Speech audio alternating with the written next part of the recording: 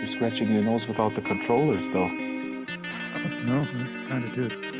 Oh, yeah, now I see it.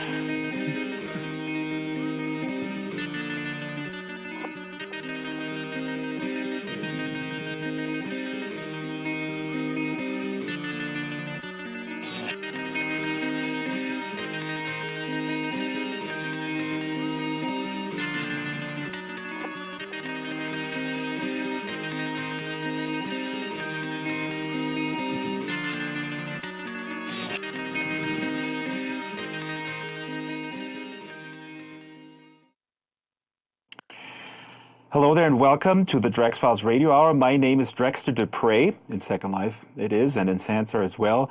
It is a huge pleasure that today at the Drax Files Radio Hour we have Carl Schrader in studio, who I was not familiar with. I read his latest book. Let me hold this into the camera. Here we go. It's called Stealing Worlds. I read this twice. I started reading it for a third time. it has AR, it has VR, it has AI, it has MR, it has XR, it has Internet of Things, it has everything in it. There are so many concepts. Listen, there are more concepts per chapter than, let's say, in the entirety of Ready Player One and Snow Crash combined. But anyways, I digress. Carl is a professional futurist, and he's an author living in Canada. He wrote at least over 20 books. We'll ask him because I got confused. I looked at the Goodreads and the Amazon list, and he writes short stories. He writes scenarios for real-world institutions like the Canadian military. He sort of wraps future scenarios into stories so that the command and control center at the Army, for this is one example, can use it to work out future threat scenarios. He addressed the White House Office of Science and Technology in 2014. And Stealing Worlds, again, is his latest. It came out a few months ago, I believe, or at the beginning of 2019, and my wife saw it on Boing Boing. Cory Doctorow wrote about it, and she said, you got to read this guy. And Carl Schroeder is here right now in the studio. Let me switch to camera 8. Hello, Carl. How are you? I'm great. How are you? How do you feel in this virtual environment? Are you familiar with virtual worlds? Is this strange that you're in here? Is it normal? Is it something that you wished for when you were just a wee little lad writing science fiction? Yeah, when I was 4 years old and writing. I like it. It is a very comfortable environment, a lot more comfortable than the last time I used it. I don't have a VR rig myself. So currently I am using uh, Peter Watts's. Peter Watts is a fantastic science fiction writer, author of Blind Sight. Yeah, actually has a new collection of essays out now. And before we go any further, I want to thank him for providing me with the rig. Right. So Thank you, everybody, Peter. We should get Peter in here. You know what, Carl? Why don't you take a break? Let's get Peter in here and talk about his body of work. Peter was awesome. He onboarded you, and without Peter, this is actually one of those sort of bottlenecks when I invite people here. Most people don't have a VR headset, so we're absolutely grateful to Peter to provide it. right. Yeah, it's, I don't know, VR is coming along really well because I see it in these little moments, like every year or two, I get to spend some time in it. And every time I do, it's better. So it's catching up with my imagination, and that's always a good thing. You're familiar with Second Life, of course. One of the big differences is that we have now so body tracking and the facial animation here, the syncing of the facial bones to the audio stream. Is that a factor for you to feel more immersed? Because I hear this all the time, and then my own work in Second Life, I meet a lot of people for whom the visual fidelity is really not the defining factor for feeling immersed, right? They feel completely immersed because they have their community in there, and it could be, I don't know, 5 frames per second, and they still would say, I had a great time at this, event or whatever. And then, of course, others say, well, I only feel immersed if I have the headset on and I have everything around me is the world, and everything else is sort of outside of it. Well, I actually did an interview in Second Life years and years ago, and that was, I had an avatar, but I was moving it around with my computer, joystick controls. So you sort of slide up to the podium, and your avatar stands there, at this funny angle. But I had an audience. It was an amphitheater space, and so I could see people popping in, and it was extremely, extremely helpful, actually. And anyway, the human brain is optimized for reading faces. In an environment like this, if you look around and then I see you, 90% of my neural systems are going to start trying to read your face. Right. It doesn't matter how detailed the rest of the environment is. So those little details about the mouth moving and that kind of thing, those are absolutely crucial Right. because when you're interacting with people, then yeah, you want to have that stuff work. Hmm. I mean, that said, I don't mind hanging out on the surface of Mars and stuff like that. It's it's lots of fun. And also, as you're talking, I'm nodding with my head, and I think that is also sort of a visual feedback that I'm engaged with what you're saying. I remember a presentation once, a guy who was very seasoned film producer. He spoke in a small audience, and I was in the first row, and I was really engrossed, and I was constantly nodding. And he came to me afterwards and said, "Oh my God, I was so nervous, but you're nodding. That this cue was so important to me." And I was like, dude, you speak in front of thousands of people all the time, but what does that make such a difference? But it does. Yeah. So let's start here with the book Stealing Worlds. I would classify this as climate fiction because ultimately, the solution that you put forward, and again, I mean, big congratulations to not taking a cheap shot of the prescription where the story ends, which is really awesome. It is basically, I'm not giving away any details. This is awesome. It is a sort of a mature relationship of humanity with nature itself, and it involves technology. In the middle of the book, well, let's just let me water people's mouths by saying this plays in a multitude of virtual worlds, augmented reality worlds, live action role play. The main protagonist, young woman, makes an income, makes money in the gig economy as an NPC. I find that concept awesome. Basically, she wakes up in the morning, she looks at a job board, and there are jobs for NPCs in various different worlds, historic worlds, role play worlds, fantasy worlds, and she can fill in as an NPC. She gets paid in Bitcoin, various different currencies, and she does basically what, I don't know, like an extra actor with a bunch of lines would do to be a little bit more engaging than a non-player character. And she gets chased around by these goons. You create a world where you say, I think 3 times in the book, you say the US has been at a low-grade civil war for decades. But it's not a post-apocalyptic world. It's a world where there is some rule of law, but it's nonetheless kind of a hellhole. I mean, for most people, they're in the gig economy. They live from paycheck to paycheck. Yes, all this tech moved on. You have incredible delivery with drones. People rent out the trunk of their cars for packages that get delivered, and then the trunk pops open and the drone comes out when the car passes the house where whatever the Amazon package is supposed to be delivered.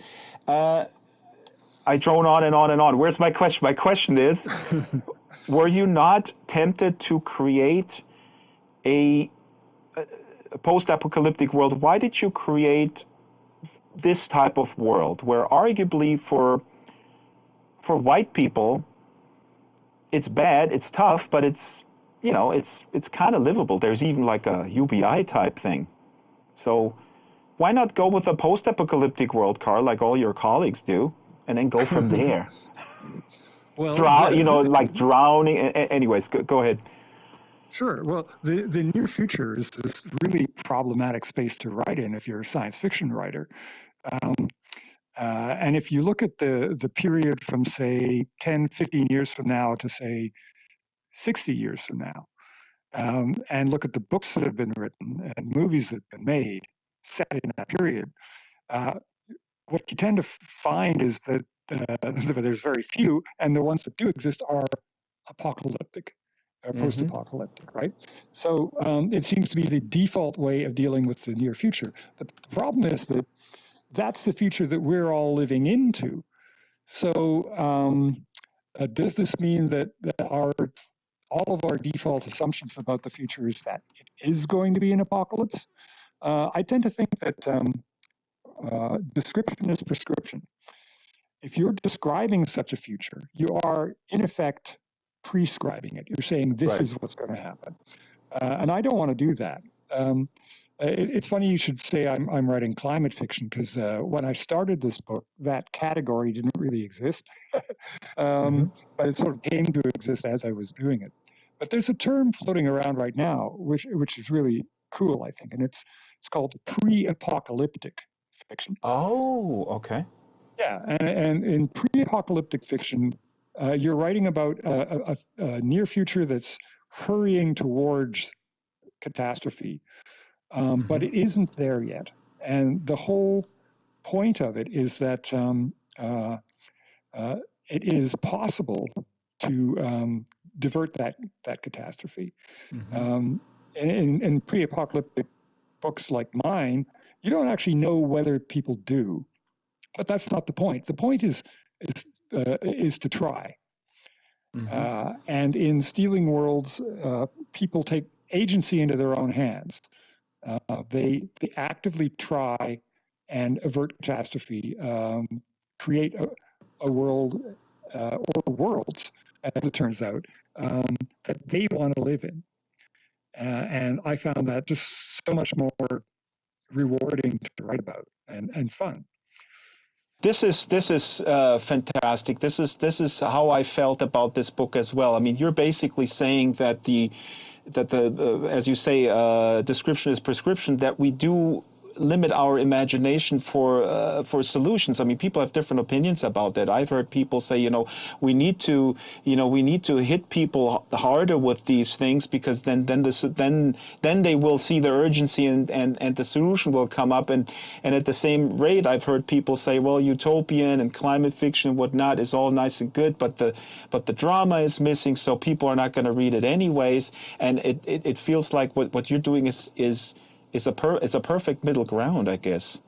Well, I could be wrong, and if I'm wrong, um, it would be because um, maybe all we need to do to avoid catastrophe is describe all the various catastrophes that we could Hmm. be hurtling towards. And people will go, whoa, no, this can't happen. They'll watch out for it and they'll prevent it. Um, but we don't describe utopia because that Right. would be saying this is what the future has to be, right? So Well, actually, there's. I would say that you're absolutely right. You know why? What my evidence is? My evidence is Greta Thunberg, how she interacts with powerful leaders, Mm, is that she describes this, and the powerful leaders say, well, no, and you don't have all the facts and blah blah. So I guess what I'm saying is the describing of scenarios in and that I think is also the main reason because we live in the economic system we live in has not really helped us because the scenarios have been described for decades. Remember the movie the day after, yeah. and these kind of things they have very limited in terms of imagining something or in terms of urgency. I would argue that they had very little impact. Yeah, it's hard to know whether scaring people or inviting people forward is the better strategy. And I'm just sort of trying to rebalance things in my work. I'm not saying that dystopian work is bad. Quite the contrary. I think it's really useful. But I guess on a purely personal level, I find it a fun challenge to look at the worst catastrophes that we're hurtling towards and try and figure out solutions or at least ways to improve, our lives. There's another personal element to that, though, in that when I became a father, I sort of realized or I decided that I had a responsibility not to just let things happen for my daughter. I needed to leave behind or create as best I could the world that that she would thrive in. So for me, there's a moral element in doing this.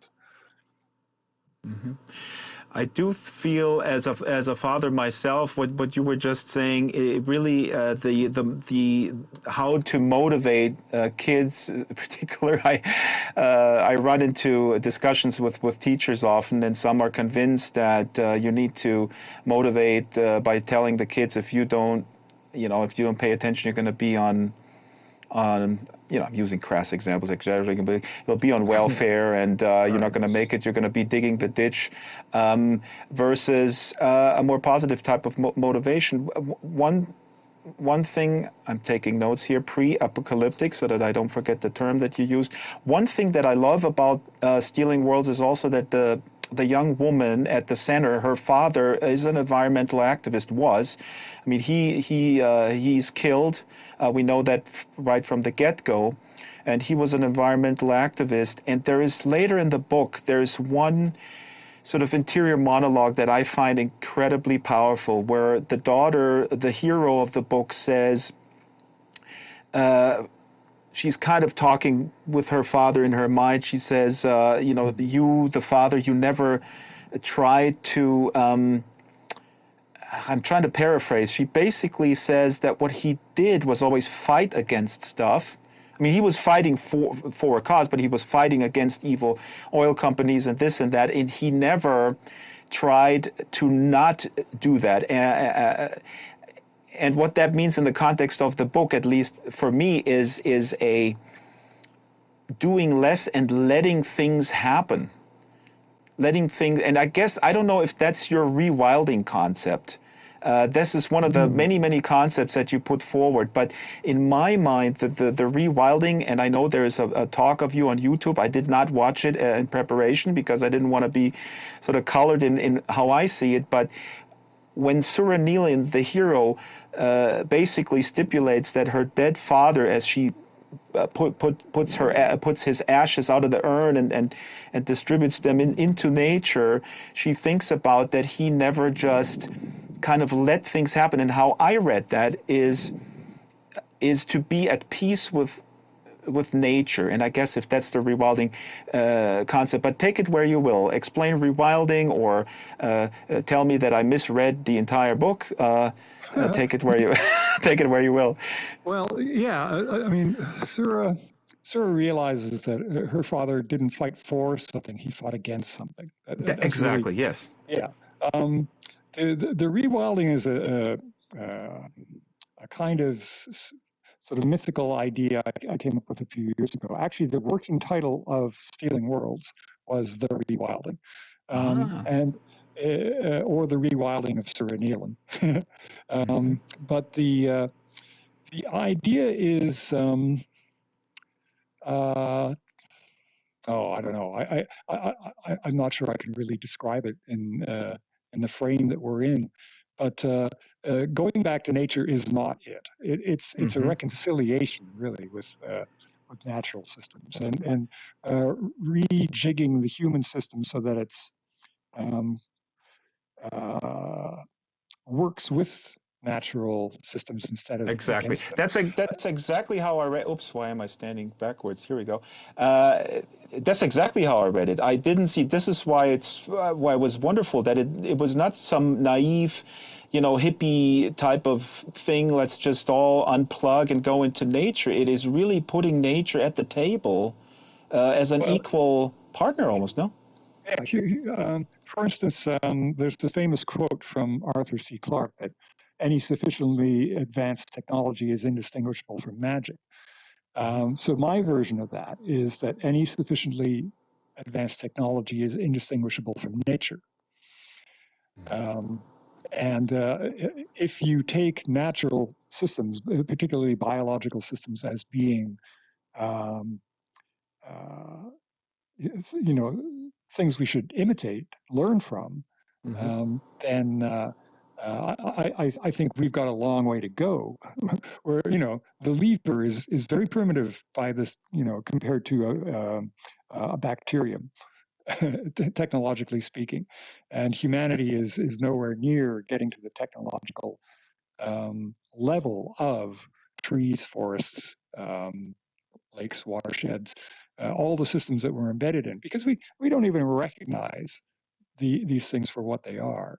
They're not machines. They're not technology, but there's something so far beyond it that we can't even really recognize it.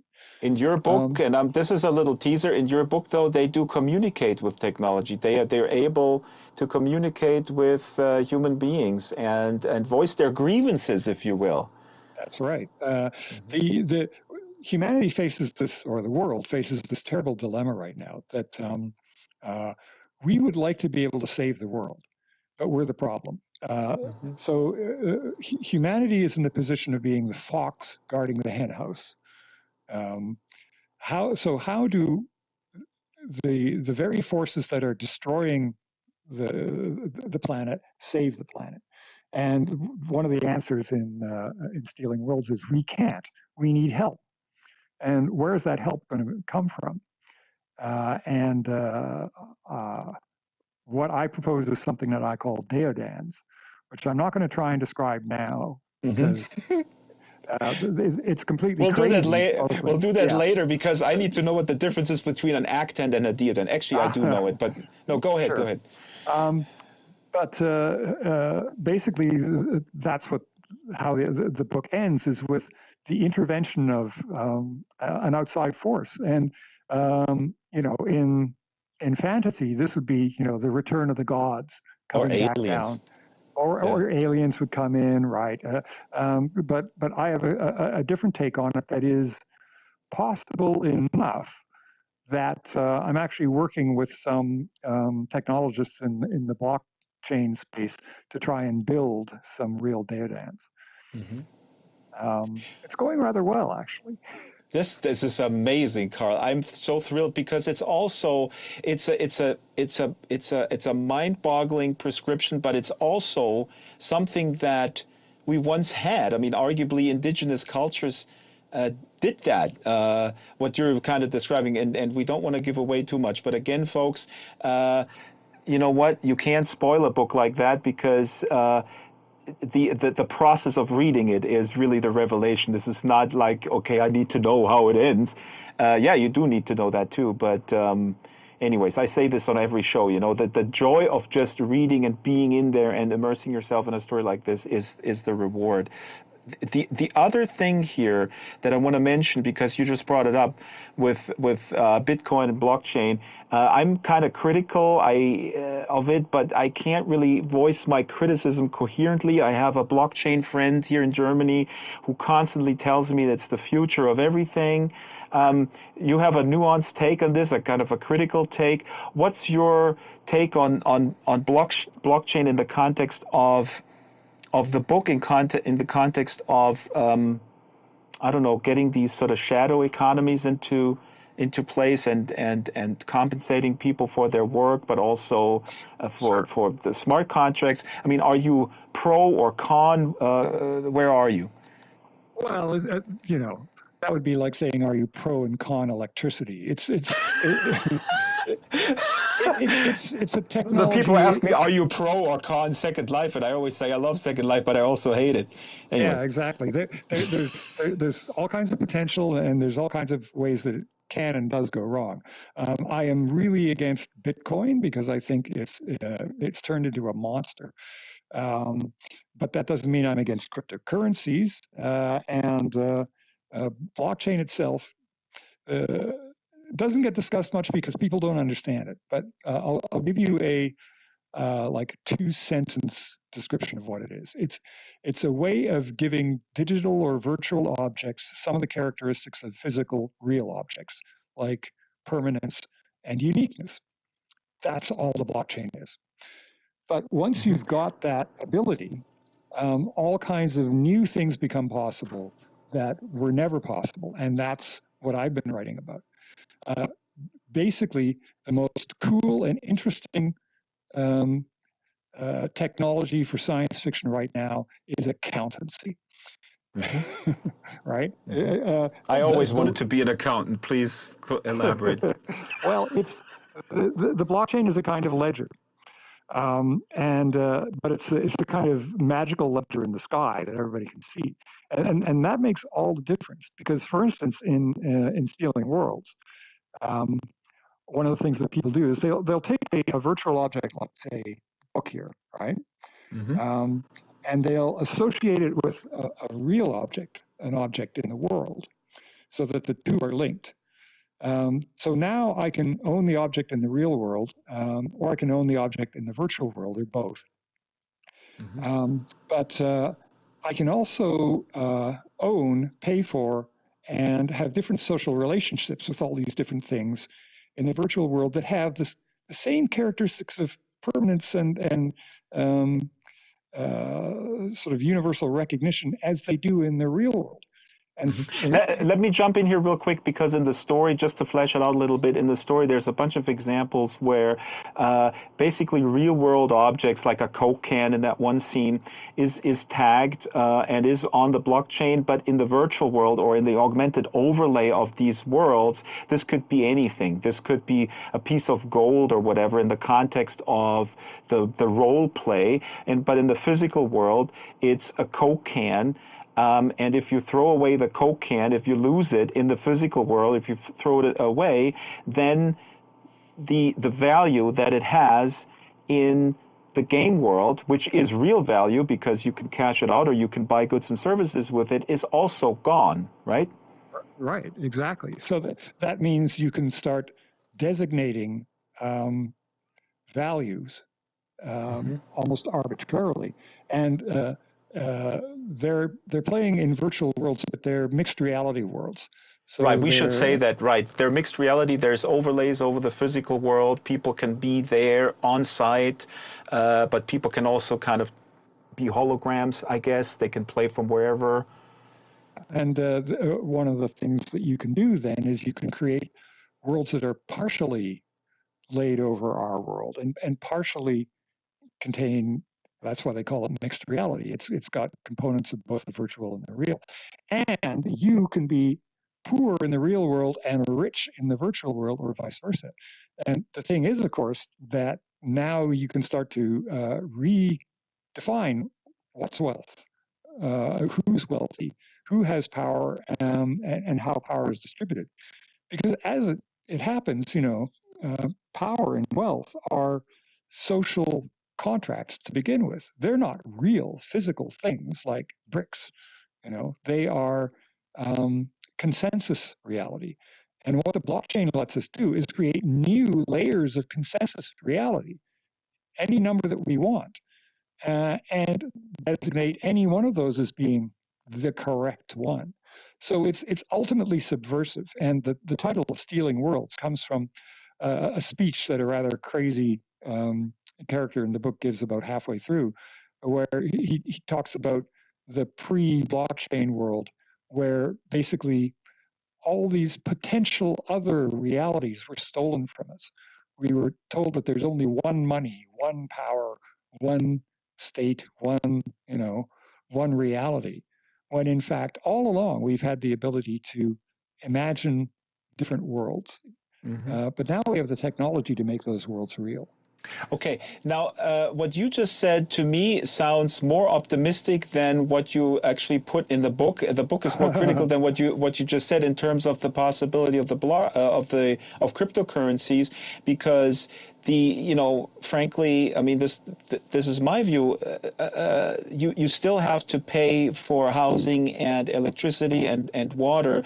So yeah, you could be rich in the virtual world or in the game world, and you could be successful and you could be paid within those frameworks. But if the power structure remains in the physical realm, what good does it do? And as a matter of fact, that's one of the parts of your book as well, because all this, these exuberant revolutionaries, basically, they then encounter existing power structures that want to commodify all this wonderful stuff, and Yeah. and it's the end of the story.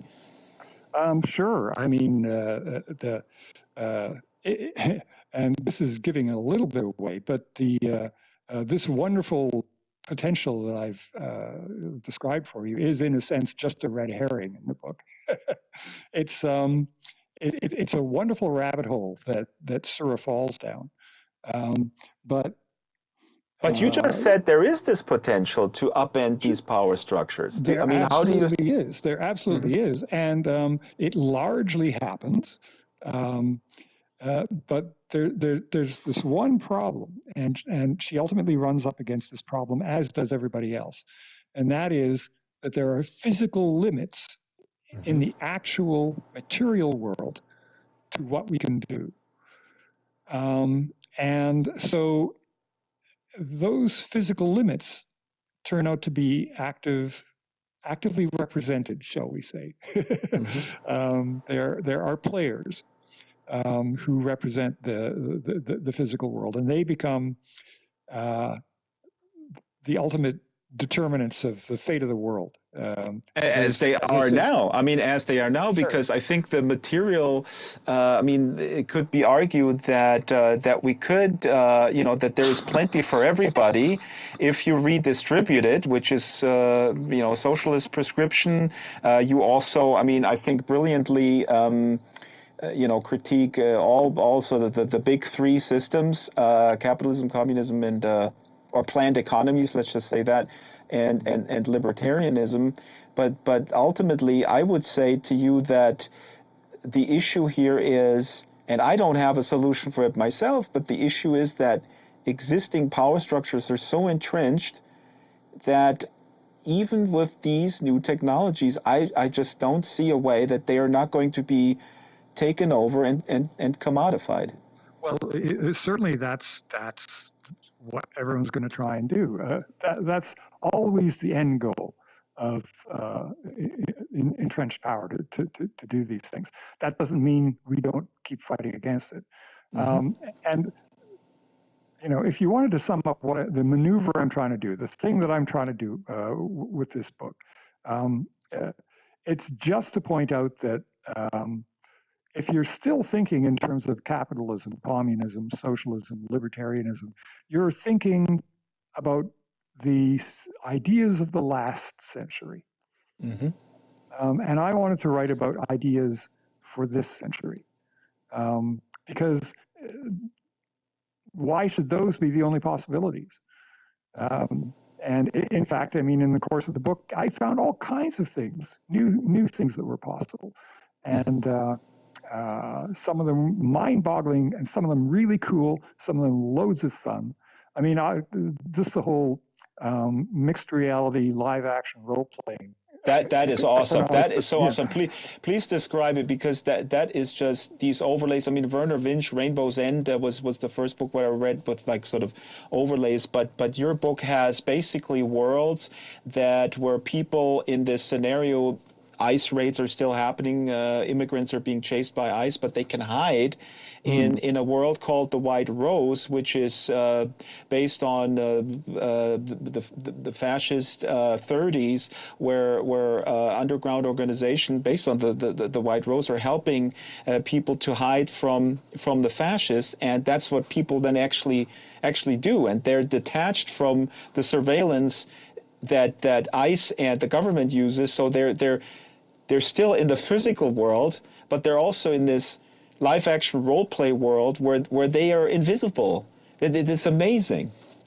Yeah, and the Sura spends a lot of her time in a pure entertainment world called Rivet Couture, which is this steampunk overlay over the Mm-hmm. world. So she's actually in Pittsburgh, and in a not particularly interesting part of it. But for her, the skies are full of zeppelins, and there's the steam-powered uh, cars going by, and everybody wears aviator caps and all, all this sort of thing.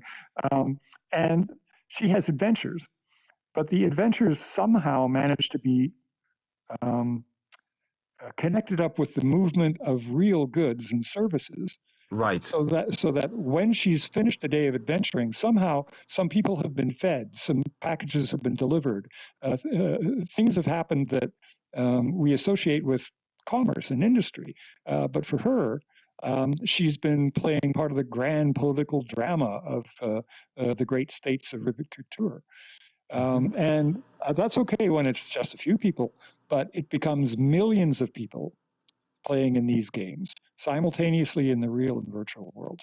See, And this is a prescription. This is what I would call gamification for good. And my friends make fun of me because I always criticize gamification because I say we have to work for intrinsic motivation. You want to do stuff because it's good. And then my friends say, well, you're naive. Most people just, they need this game thing. And I say, no, that's a cop-out. But this book really, I was like, whoa, this is really a cool way to use gamification to make the delivery of goods, of food, like a food bank type situation into a steampunk game.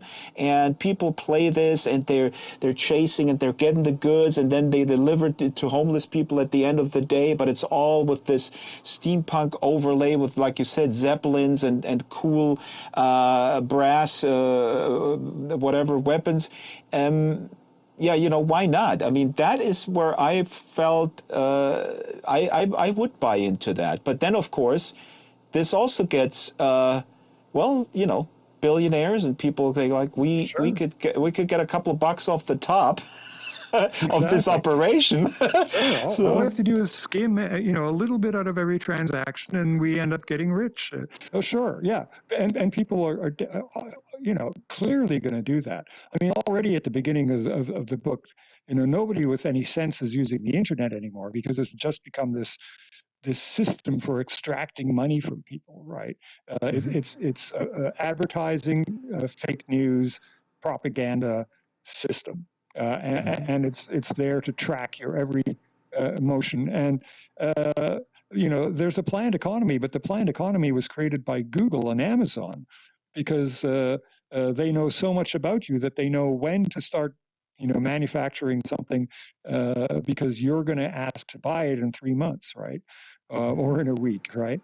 And Sura and the other players just opt out of that. They opt out. I love that. They opt out also. They opt out. They print on demand. Sorry, this is another concept that I really like. They don't own things, but then they do. They own the blueprints and they can print it on demand, basically. Sure. I love the idea of game inventories. And, who hasn't wished that their game inventory, that they could just reach up and pluck something out of it and pull it into the real world. But in stealing worlds, you can do that within limits. And so players sometimes they're moving or they want to travel, so they'll stash their whole apartment because there's a virtual version of each physical part of it. And so as long as they've got one or the other, they've got the thing. So, okay, well, I'm going to stash my couch, put it in the inventory, and later when I come back, it doesn't matter if somebody walked off with it. I'm owed a couch by the system. And the whole playing process will have it manufactured. It is crazy and completely unlike what we have right now. But it isn't like capitalism or socialism. And I don't know what kind of ism you'd call it. I absolutely agree. Being kind of a socialist, that I like that. What you're putting out there, but still, of course, then and again, I mean, you didn't set out to write, and I don't hold you to. I mean, the book doesn't say here's the prescription where we can solve every problem. That's not on the. That's not on the. Too, yeah. Right, but you were just hinting a little bit at the process, which I find fascinating. I want to ask about the process because you said that while you were writing it, you kind of came up with this stuff. So, how does that work for you? Or wait, let me ask another question first. What I loved is that the guy Pax in the middle of the book. He's built up to a kind of a revolutionary hero. I don't know, like a techno-libertarian guy. And people who know me, they know that I'm fond of saying that libertarianism is the philosophy of 13-year-olds whose mother says, bring down the trash, and they say, no, you can't impede on my freedom. I'm not going to bring down the trash. And the difference, of course, is that these libertarians are now 50 years old and still behave like that. But right. I love the fact that you take this guy and you put it out there, what he says, this prescription of these frame worlds. We can get we can define them too. But then you don't destroy him. It becomes clear that it just doesn't work, Right. and that's really brilliant because I find it sometimes very difficult to debate libertarians. While it's clear to me that this stuff doesn't work, but then every time I'm in a discussion with them, I find maybe I'm not a good debater, but I'm at a loss basically. And you just let this guy sort of put his thing out there. There's thousands of people, if not millions, who love what he does. They're gung ho, like let's do it, and then it just sort of fizzles out. So that's Well, that's the great thing about writing science fiction is you can take an idea and then you can play it through to its logical consequences, um, showing all of the detail about how things would happen in the real world. mm-hmm. Whereas with an argument, you're just arguing with someone. You say, "Well, this is true, that's true," that doesn't get you anywhere because you can't expand into somebody's whole lived experience and show how things would work out. But that's what you do with fiction, especially long fiction books. Long work science fiction is the way in which society can sort of do test runs on entire philosophies of life, basically, Right, right? right. And show, yeah, well, this is going to be great, or yeah, there's all of these different pitfalls. And when I was writing this book, I didn't want to be starry-eyed about any of it, but at the same time, I'm just as suspicious of um, pessimism as I am of optimism. Uh, it was really, really a great thing to have gone through the Strategic Foresight and Innovation Master's program at OCAD University. I got my master's degree there in 2011. So Mm-hmm. now I'm a card carrying futurist, as we say. But Ah.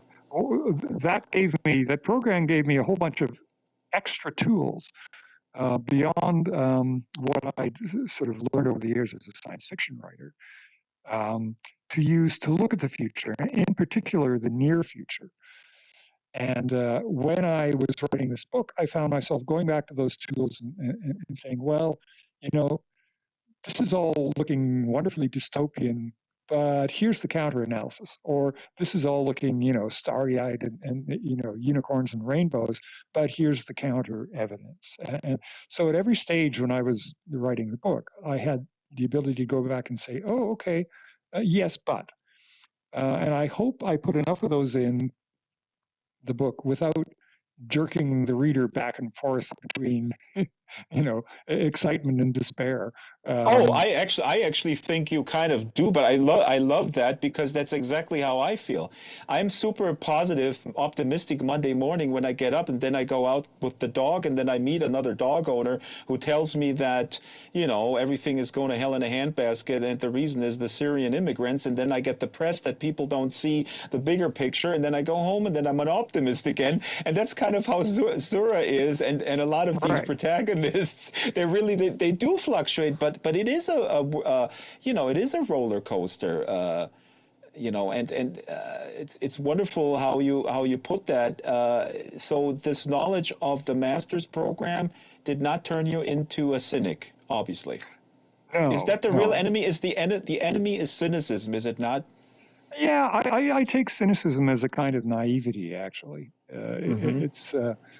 it's just as naive to assume um, the worst of everything as it is to be a Pollyanna. So it's a way of opting out having to think, Mm-hmm. uh, as is pure optimism, right? Um, and I don't want to encourage anyone to abdicate responsibility that way. Um, we have to accept that, yeah, in fact, there might be solutions. And if 30 years from now we look back and say, well, if we just thought about it a little more, if we just worked about it a little bit more, we could have fixed X. We don't want to live with ourselves. Having failed to do that. Um, and yeah, sure, there's probably a lot of things that don't have solutions, but we can never be entirely sure. We have to keep pushing. And for me, My primary way of doing that is by writing books like this. You mentioned earlier about the process. Now, is the process grueling? Would you much rather just write papers? Oops, here, I'm sorry, I'm not looking at it. Here you go. The process of putting concepts, or how does it work for you? Is there a story, or are there concepts, and then you find a framework in the book? You're basically reframing yourself. Sorry, I'll hold that question. First, explain what is reframing. That's another concept in the book I love. What is reframing? There's a design theory called frame innovation, and it basically is about changing changing the question. I'll give you an example from my last novel, Lockstep. So I set myself a design problem with Lockstep. I wanted to have a classic space opera universe like Star Trek or Star Wars, right? Where people get on a starship, they travel for a couple of days, and they get to a planet in another star system. They have an adventure, and then they come home. Um, and I wanted to do this without violating the laws of physics. So the first rule was no faster than light travel, but it has to be exactly the experience of Star Wars. And of course, that sounds ridiculous and impossible, right? Because um, light speed takes years to get anywhere. Mm-hmm. So I reframed the problem. If the problem is traveling faster than light, well, then it's impossible. But if the problem is just having the experience of having that Star Wars Ah, or Star Trek light civilization, that might be a solvable problem. And that's why Philip Rosedale invented Second Life. right. Where you okay? Sorry, So continue. yeah. So in Lockstep, I use a hibernation technology, where um, individual people don't hibernate. Well, they do while they're traveling from star to star, but in fact, the entire civilization goes to sleep for 30 years, wakes up for a month, goes to sleep for 30 years, wakes up for a month. It's in a cadence like this.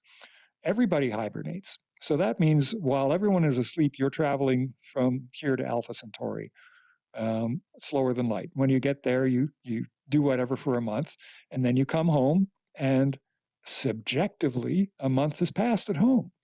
Mm-hmm. So all of a sudden, the Lockstep gives you that Star Wars, Star Trek type civilization where people do it does it, and it does it without breaking any of the laws of physics. So that's See, a I thought the reason reframing.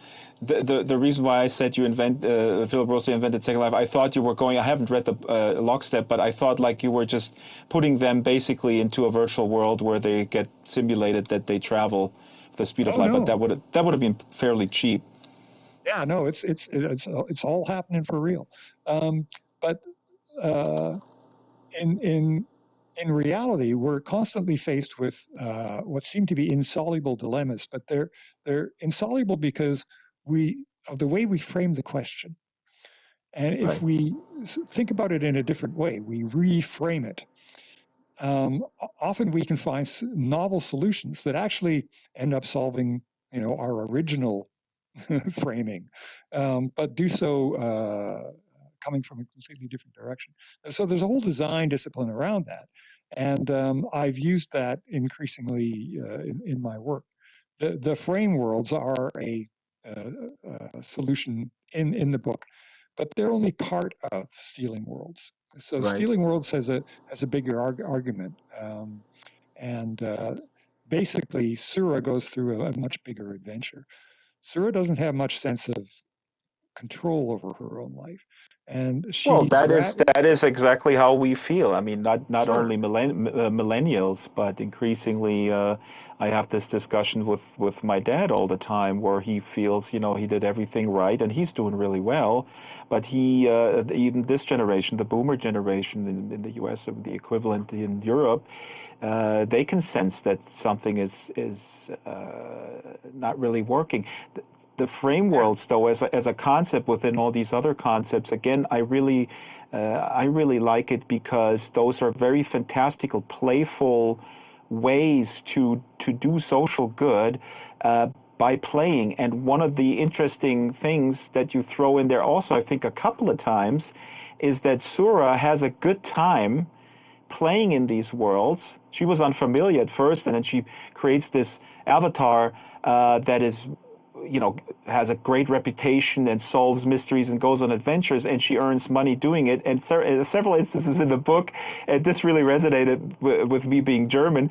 She enjoys it, and then I think she says sort of to herself, like, yeah.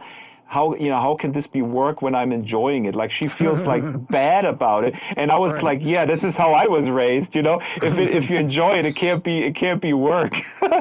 So Exactly. Yeah.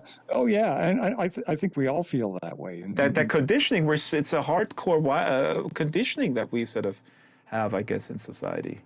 Yeah. That Um, devalues games. Yeah. yeah. But the other thing that happens through the book, and this is also so much fun, is she just starts,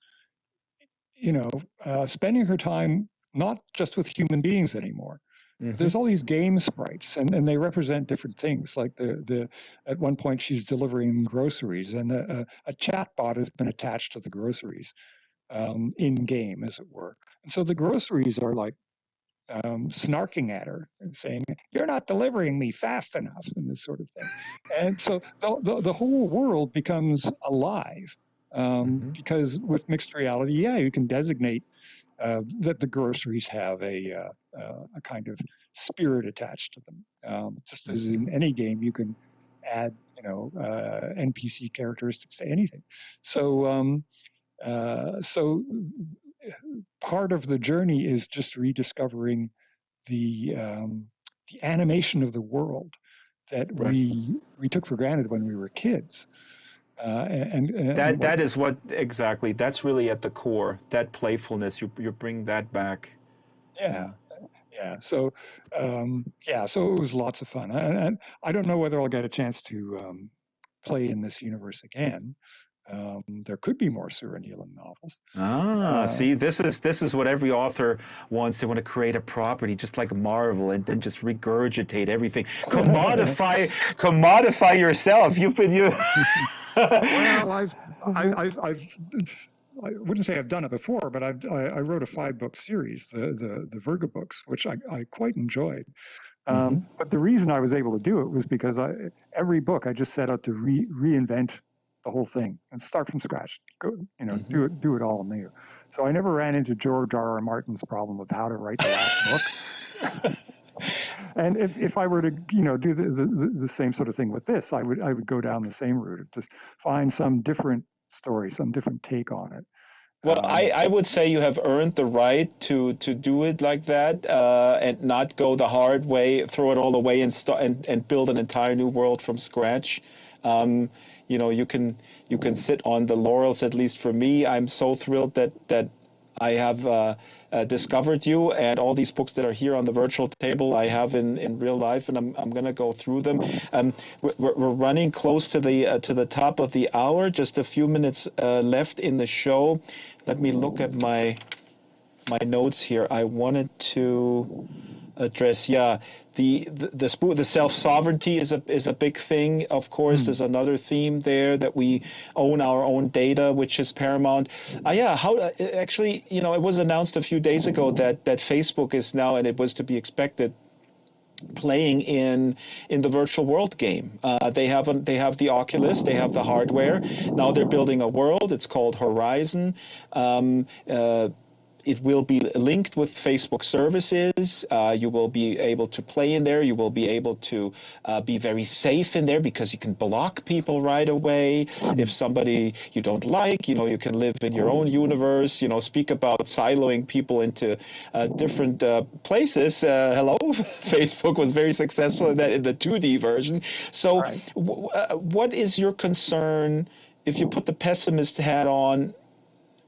Right now with these kind of developments. I mean, I'm projecting my own anxiety towards you in the sense that we have these behemoths, and specifically Facebook entering the virtual world space, which does scare me a little bit. On the other hand, I believe that like Linden Labs business models or other virtual world providers could then counter that by saying, hey, we give you sovereignty. We have a subscription model. We have a different business model where we don't harvest your data, and then people who are conscious of that would then go to these other worlds, kind of like in your book, I guess, right? There's like Right. independent game worlds and then sort of the big commercial game worlds. Yeah. Yeah, it could be a nightmare. If you don't own your data, then in a sense you have given up the rights to your whole identity to these providers. Um, there are people like Tim Berners-Lee who created the World Wide Web. Um, he has now developed a self-sovereign system where you um, it's not a website. It's like a little, I think he calls them pods, and each pod contains your personal information. And it's not a matter of Amazon having records on you. You've got the records, and you parcel out little bits of it as people like Amazon ask for them. But you always maintain control. And in stealing worlds, the frame worlds are the same. So there's no game company running Rivet Couture, this steampunk universe. It's this giant blockchain, public blockchain, run by nobody and everybody, where all of your in-game artifacts, your scores, all this sort of thing, that's all stored on your particular address in the blockchain. You control it. It can be proved whether you cheat, whether you try and alter that data, but otherwise you get to parcel it out and say how it's used. So you cannot be stolen in stealing worlds. But with systems like Facebook is proposing, where they are controlled by some other party, it's perfectly possible for you to be stolen. Everything about you, your shopping habits, your connections, your links, your history. If you're not the one who owns that stuff, and I'm not trying to be libertarian here, I'm just stating a fact. It's not yours if it's Yep. theirs. Yep. Simple logic. So we do need to create systems like this, and we do need to think through the implications. And stealing worlds was just a tiny preliminary first step in trying to think this stuff through, because it's going to be so huge and it's going to be so complex and different from anything we've experienced before that we're not really going to see what we're up against until we get there. One of the reasons we don't write science fiction set 15 or 20 years in the future is typically because by the time we've got the book out, things have caught up to us, and we're already obsolete, right? It's the most terrifying prospect for a science fiction writer. Well, science fiction writers and comedians or satirists in the Trump era, you guys have a real problem. Exactly. But in this case, I think it's both important and it's fun to start throwing these things out there and see what's possible. Now I really see that you. Sorry, go ahead. Oh, like I say, it's accountancy and ledgers as the most thrilling thing in the universe, right? But because it all leads to this cool stuff. I know what you should read if you ever read if you can afford to read for enjoyment. You should read David Foster Wallace's The Pale King, which was released posthumously, and it's about the IRS, and it's brilliant. It's 600-700 pages about the IRS, and it's like a never-ending meditation. It's unbelievable. I'll tell you just quickly, because I know we're near the end. One of the most fascinating speeches I've heard at a conference in years, maybe ever, was at a Future of Money conference that I was at in LA, and the talk was about the history of the receipt. It was amazing because the receipt is like older than cash, right? It goes back to Mesopotamia and these clay. They'd make these clay things that would contain a tablet with writing on it, and if you wanted to prove a transaction, had happened, you'd break the thing open, physically break it open, and pull out the tablet and say, "See." Wait, was that the guy who wrote? Because that's on my to-read list. What's his name? David Oh, Graeber, I think. history. That the first 5,000 That's years. 5,000 years. Yeah, Yeah. it wasn't him, but it's the same idea. It turns out the receipt is like the invention for all of economics, right? And yet it's the one thing that we pay no attention to. It is fascinating. The next time you come here, I want to know. I'm going to read up on Bitcoin to formulate my critique more precisely, because, like I said, like it's just sort of wishy-washy in my head. I can't claim that I have. I don't know. I feel weird and uneasy about it, and my friends are all like, "No, this is brilliant," because of, like, you just, you laid it out. The receipt, the ledger, and we have proof and with smart contracts and all that. But Carl Schrader, this was a fascinating conversation. Thank you so much. I'm very inspired, and I hope that that you find maybe more Sura Neelan now going even sort of deeper into solution building or whatever you come up next. I mean, is this my last question is, they say, I don't know if this translates into English, but in Germany they say after the game is before the game, meaning you finish something and then you have a very limited time to enjoy that, or to just sort of relax and say, wow, I'm kind of proud of what I did, and then you get all these accolades. But then the anxiety of what to do next, if you're a musician, a band, or a writer, whatever, how does that treat you? That is completely the artistic experience, and yes, I'm already thinking about what I'm doing next. I'm looking very closely at the Arctic right now, and there's all kinds of interesting things that are possible there. But thank you so much for having me on the show, and I'd also like to thank Peter again for Peter Watts. Peter Watts, good writer in his own right. He's also. I want to also report that I was successful in starting his addiction to virtual worlds a little bit. So I'm sure we'll see him in here, and we'll talk to him about his work too. Yeah. So no, this has been great, and thanks for all the viewers who are watching, for coming out. I also will email this to Philip Rosedale, founder of Second Life, because he forced me to get Neil Stephenson's new novel, which is 900 pages. And again, I love Neil Stephenson, but and I'm not saying I haven't read it yet, but what you accomplished in 300 pages, of course, the argument could be, well, it's too much. Why don't you parse it out? Why don't you write a 5-part series? Why do you have to squeeze it? Does your editor, one additional question. Does your editor not say, or the publisher, like, hey, no, we're gonna water this down a little bit. We reveal this stuff a little slower because we can make a lot more money, just like one of the protagonists in the novel.